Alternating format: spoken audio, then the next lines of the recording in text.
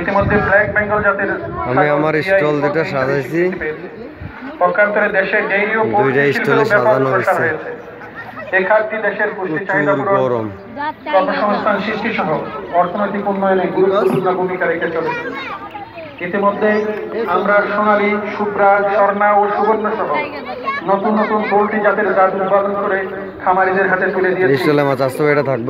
Dairy ও poultry feed উৎপাদন ও dairy ও poultry খাতকে শিল্পী হিসেবে প্রতিষ্ঠা করতে সক্ষম হয়েছে। এক্ষেত্রে এখন ব্যাপক বিনিয়োগ ও কর্মসংস্থান হয়েছে এবং তার জিডিপি প্রবৃদ্ধিতে দারুণ ভূমিকা রেখে চলেছে। আমরা শীঘ্রই আরো 3টি দেশি মুরগির জাত, 5টি খরা এবং লবণ সহিষ্ণু ঘাসের জাত এবং 2টি vaccine, lumpy skin disease vaccine ও এভিয়ান ইনফ্লুয়েঞ্জা ভ্যাকসিন আমরা খামারিদের নিকট আগামী কয়েক মাসের মধ্যে আমরা হস্তান্তর করতে পারবো। প্রিয় সুধী, আমরা কোভিড কালে খামারিদের সহায়তা প্রদানের অংশ হিসেবে প্রায় 6 লক্ষ খামারিকে 703 কোটি টাকার অধিক অর্থ প্রণোদনা দিয়েছি।